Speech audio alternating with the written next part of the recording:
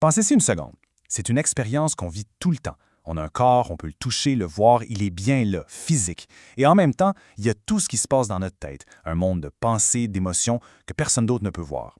Ça semble super simple, cette dualité-là, mais quand on essaie de comprendre comment les deux fonctionnent ensemble, eh bien, on tombe sur un des plus gros casse-têtes de toute la philosophie. La réponse évidente, c'est oui, bien sûr. On décide de prendre une tasse de café et hop, notre bras, un objet bien physique, se lève et la prend. Mais comment ça marche au juste? Comment une pensée, un truc qui semble complètement immatériel, peut mettre en mouvement de la matière? Cette petite question, toute simple en apparence, c'est la porte d'entrée de notre puzzle. OK, voici le plan de match pour démêler tout ça. On va partir de notre intuition de base, l'idée qu'on a un esprit et un corps. Après, on va se demander si c'est vraiment deux mondes distincts. Ensuite, on va mettre sur la table 3 croyances fondamentales pour finalement découvrir pourquoi elles créent un puzzle impossible. Et ça nous amènera à un choix philosophique assez important. All right, on plonge là-dedans. Tout part d'une observation super simple sur ce qu'on est. On n'est pas juste un paquet de matière, comme une roche ou un robot, et on n'est pas non plus de purs esprits qui flottent dans les airs. Non, on est un mélange des deux, en même temps. C'est exactement ce que cette phrase veut dire. On existe dans le monde physique, oui, mais on vit tout ça à travers une expérience intérieure. Et c'est là qu'arrive la question qui tue, au cœur de la philosophie de l'esprit. C'est quoi le rapport exact entre ce corps-là et cet esprit-là? Comment les deux s'agencent? Bon, avant d'aller plus loin, il faut qu'on s'entende sur les mots. C'est super important. Qu'est-ce qu'on veut dire par mental et par physique? Mettons les règles du jeu au clair parce que c'est essentiel pour bien voir où est le vrai problème. Regardez ça. Ça met le doigt sur la grosse différence. Le mental, c'est subjectif, c'est privé. Ce qui se passe dans ma tête, il n'y a que moi qui le sais. Le physique, c'est objectif et public. Le poids d'une personne, n'importe qui peut le mesurer avec une balance. Les états mentaux ont aussi ce qu'on appelle des qualia. Ça, c'est juste un mot chic pour dire l'effet que ça fait. L'effet que ça fait d'avoir mal ou de voir la couleur rouge. Le cerveau, lui, a une masse, une activité électrique, mais il n'a pas l'effet que ça fait. C'est ça la distinction de base. Maintenant que les bases sont posées, on va assembler les 3 pièces de notre puzzle. Ce sont 3 idées qui, si on les prend une par une, ont l'air tout à fait logiques. Du gros bon sens, quoi. Première pièce, la distinction. Ça découle directement de ce qu'on vient de dire. Le monde subjectif de nos pensées, avec son caractère privé et l'effet que ça fait, ça ne ressemble en rien au monde objectif de la matière. La joie, ce n'est pas un neurone. Ça semble être de nature complètement différente.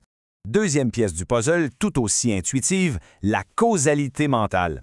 Le désir de boire de l'eau, qui est un état mental, cause le mouvement du bras, un état physique, pour aller chercher le verre. Si nos pensées n'avaient aucun impact sur nos actions, on serait juste des spectateurs de nos propres vies. Ce qui est un peu absurde, on est d'accord. Et voici la 3e pièce, un peu plus délicate mais cruciale. Pensez à une rangée de dominos. Pour qu'un domino tombe, il faut qu'un autre domino le frappe. C'est ça, l'idée. Un événement physique est toujours causé par un autre événement physique. C'est la base de la science. On n'explique pas la pluie par la tristesse des nuages, mais par des processus physiques.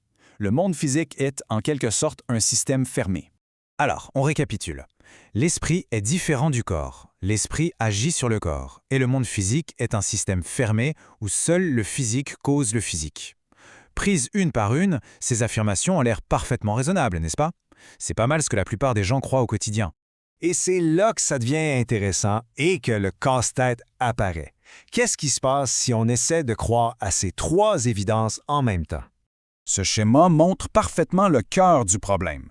L'événement physique, disons le bras qui se lève, semble avoir 2 causes. D'un côté, il y a une cause mentale, la décision de le lever, mais de l'autre, selon la science et notre règle des dominos, il doit y avoir une cause purement physique, comme une chaîne de réaction dans le cerveau. Le bras aurait donc 2 causes complètes et distinctes en même temps. C'est ce qu'on appelle une surdétermination, et ça, c'est très, très étrange. OK. Suivons la logique étape par étape. On commence avec notre première croyance, la pensée et le cerveau, ce n'est pas la même chose. On ajoute notre deuxième croyance, cette pensée non physique est capable de déclencher le mouvement du bras. Et voilà le clash. On vient de briser notre 3e croyance, celle des dominos. On se retrouve avec un domino non physique, la pensée, qui vient de faire tomber un domino physique, le bras. C'est une contradiction directe avec nos propres règles. Alors voilà le nœud du problème. On est face à ce qu'on appelle une triade inconsistante. Ça veut dire qu'on peut en choisir 2, n'importe lesquels, mais on ne peut pas garder les 3. C'est impossible. Si l'esprit est non physique et qu'il cause des actions, alors la règle des dominos est fausse.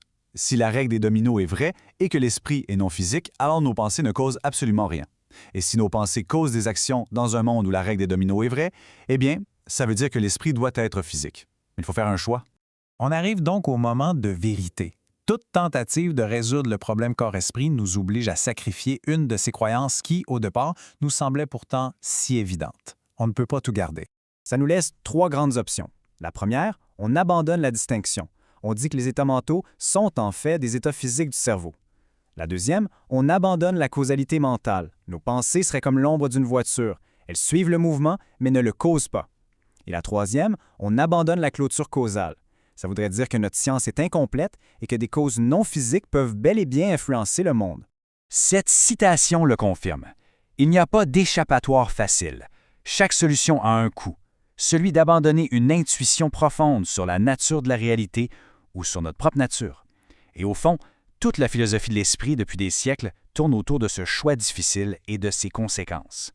Alors on termine avec cette question, qui n'est pas juste théorique. La réponse qu'on choisit détermine si nos pensées sont réelles et agissantes, si elles ne sont qu'une illusion, ou si la science passe à côté d'une partie fondamentale de la réalité. Alors, de ces 3 évidences, laquelle est la plus facile à abandonner? La réflexion est lancée.